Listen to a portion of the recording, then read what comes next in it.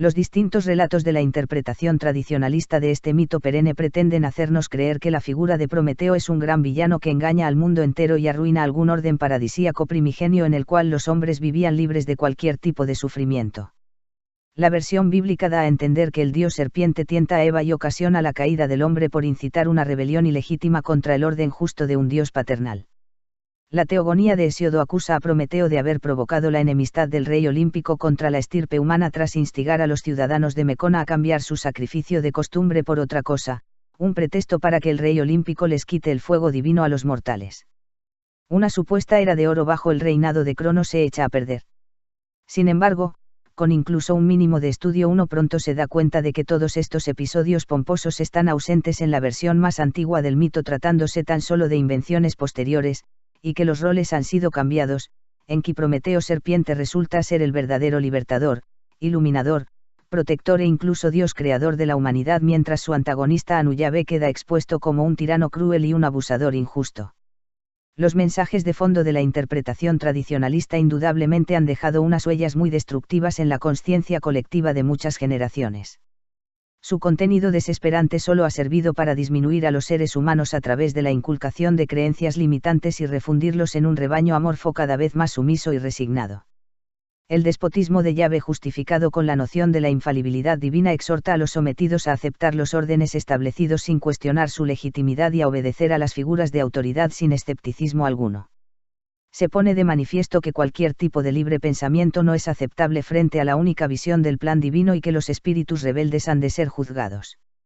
El motivo del pecado asociado con la desobediencia y la indefensión total que resulta del destino punitivo que Yahvé les impone a los mortales caídos generan un sentido de culpa irracional en los hombres por cualquier manifestación de rebeldía individual e instan a los oprimidos a resignarse a su suerte miserable en esta vida fuere la que fuere. La culpa es nuestra. La vida es así y hay que aceptarla.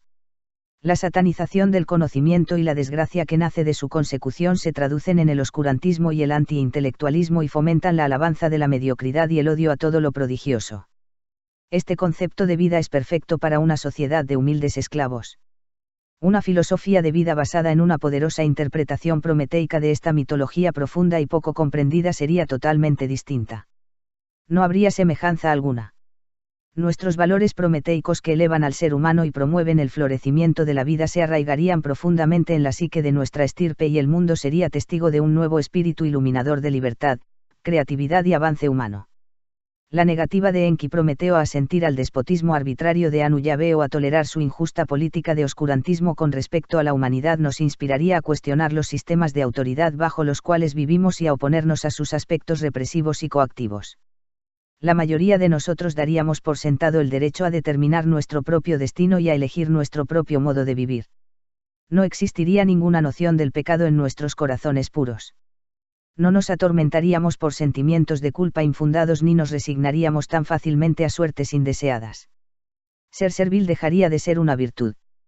La pasividad sería despreciada.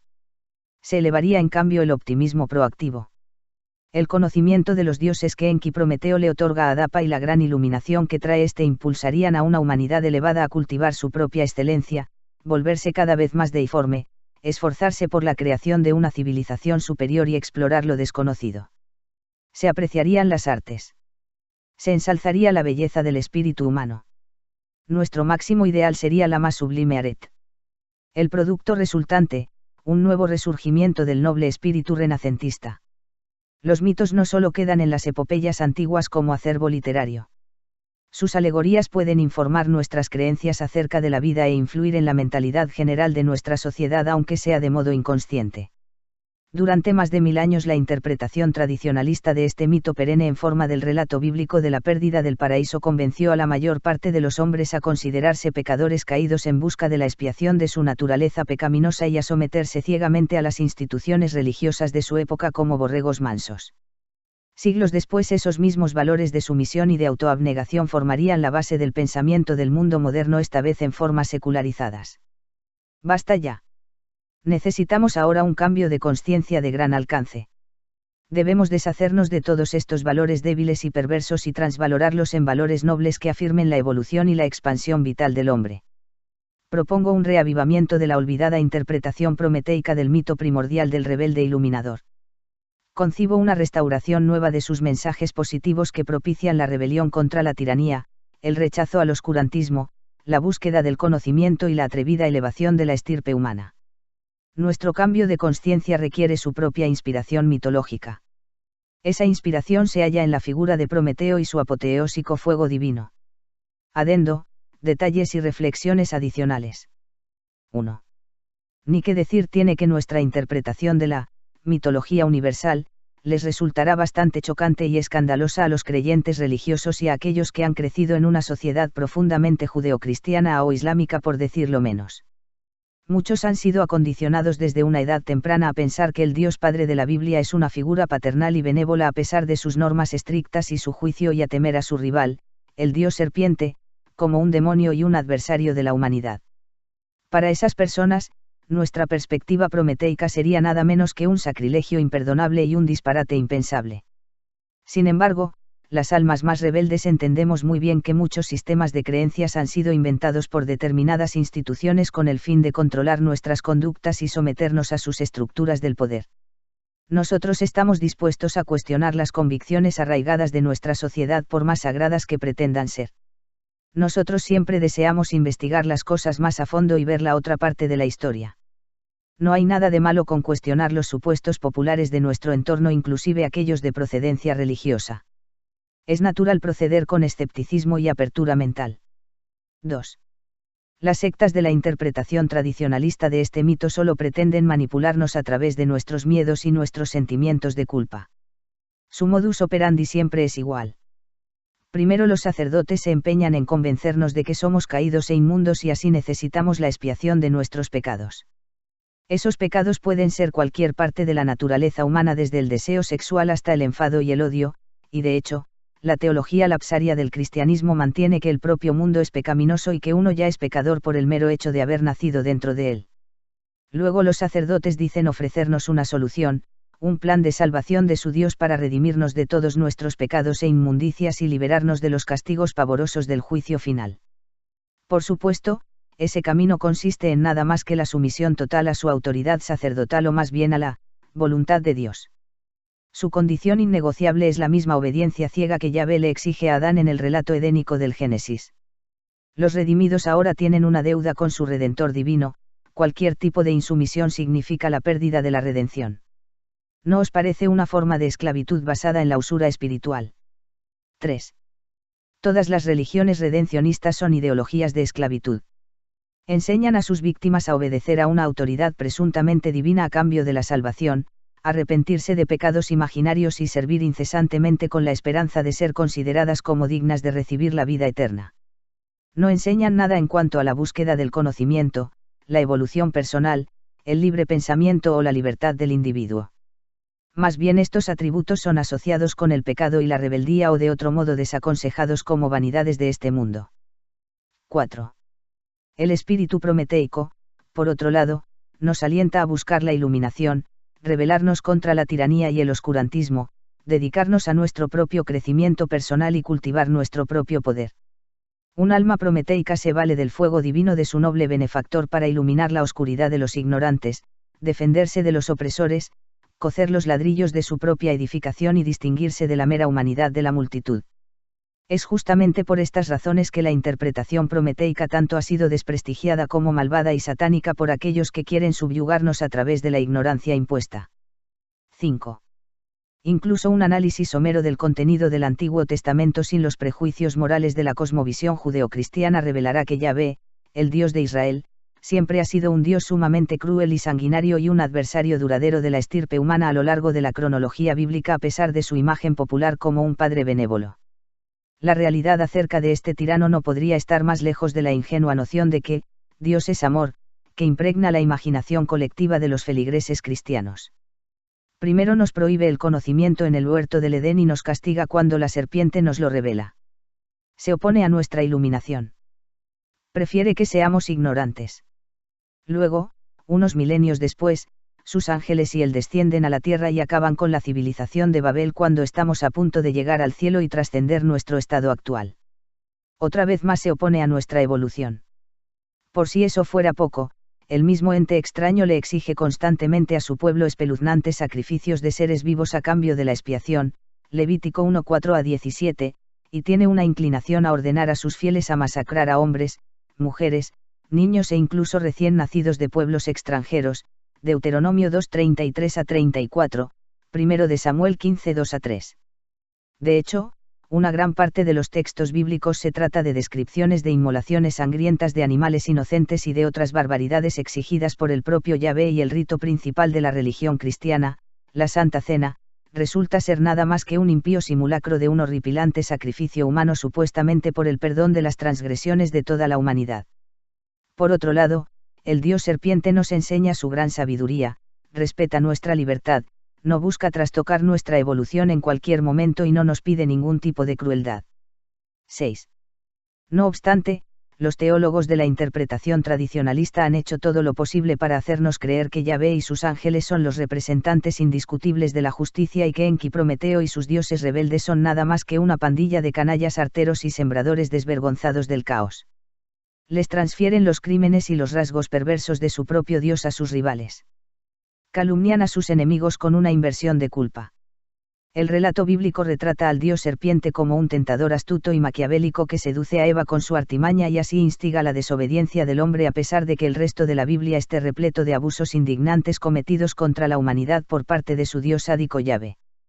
Curiosamente, el texto resulta ser lo suficientemente honesto como para admitir que lo que la serpiente le dijo a Eva de hecho no fue mentira, Génesis 3:4-5, y que fue el propio Yahvé el que introdujo en el mundo humano una pluralidad de males y le denegó al hombre el acceso a la fuente de su longevidad, Génesis 3:15-19, 3:22, 3:24, pero los teólogos cristianos están empeñados en desprestigiar al Dios rebelde como el mismo demonio y el padre del mal. El pueblo de Yahvé se inventa cuentos de supuestas maldades de otros, ignorando a la vez las incontables masacres de su propio Dios demoníaco. 7. Es evidente que el huerto del Edén del relato bíblico se está refiriendo a la misma ciudad sagrada de Enki conocida en la mitología sumeria como Eridu, o bien a alguna arboleda particular ubicada dentro de ella. Existen múltiples semejanzas entre ambos lugares que nos permiten llegar a esta conclusión. Primero, en el Génesis se menciona que el huerto paradisíaco en el cual habita Adán se encuentra en una región por la cual fluyen los ríos Tigris y Éufrates, Génesis 2:14. Esta no puede ser otra que una parte de Mesopotamia. Las ciudades principales de los dioses estaban en el sur de esta misma región. De estas se destacaba Eridu. Segundo, el relato bíblico detalla que en medio del huerto se encuentra el árbol del conocimiento del bien y del mal, Génesis 2:9, el cual se asocia con la serpiente, Génesis 3:1-5. Asimismo, en el texto sumerio Enki y el orden del mundo, vemos que Enki, el Usungal, ha plantado el árbol de los Me en su arboleda de Eridu y que con sus frutos, en el sentido alegórico, él transmite las artes y los oficios a su ciudad. Por último, el término hebreo Edén se asemeja a la palabra sumeria Edin, la cual significa estepa o planicie sin cultivar y se refiere a una región de Sumeria. 8.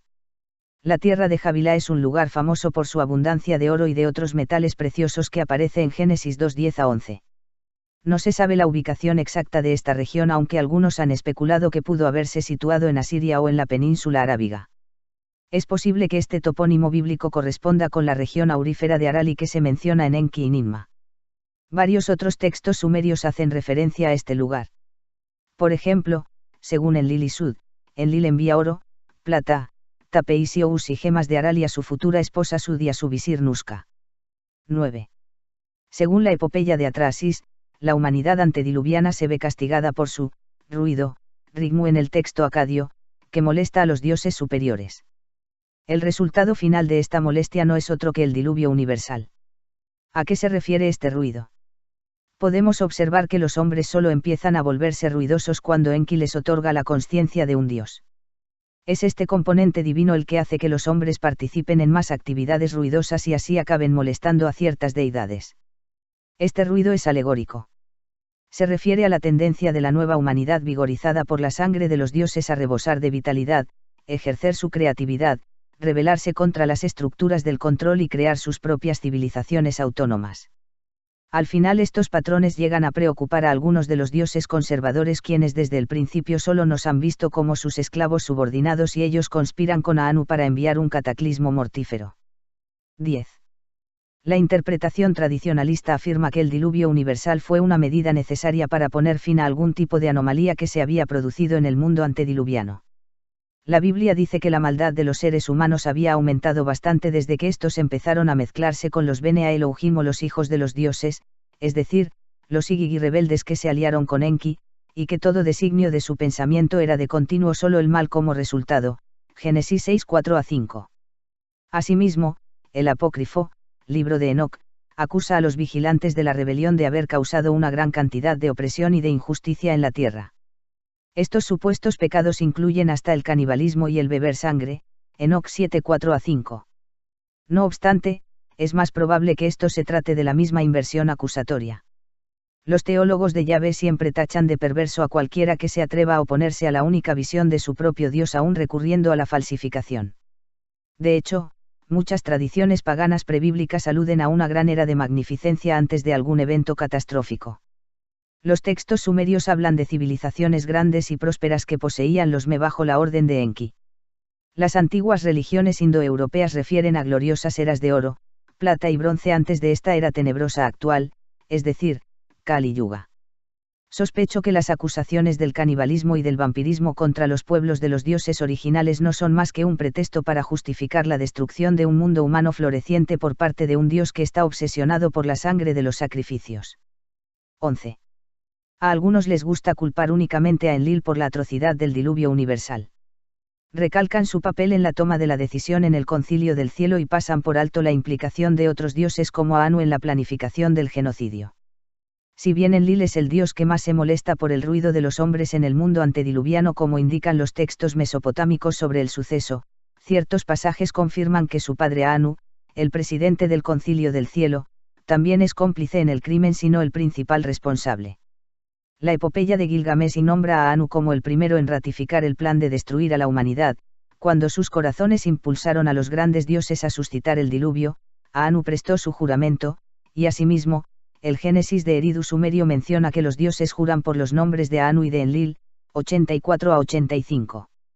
Muy lejos de ser un Deus Otiosus, Anu, el rey de los Anunnaki, resulta desempeñar un papel decisivo en la orquestación del diluvio universal. 12. Todos los relatos prebíblicos concuerdan en que es el dios rebelde el que actúa para frustrar el plan nefando de los dioses conservadores aliados con Anu y salvar a la estirpe humana del cataclismo mortífero.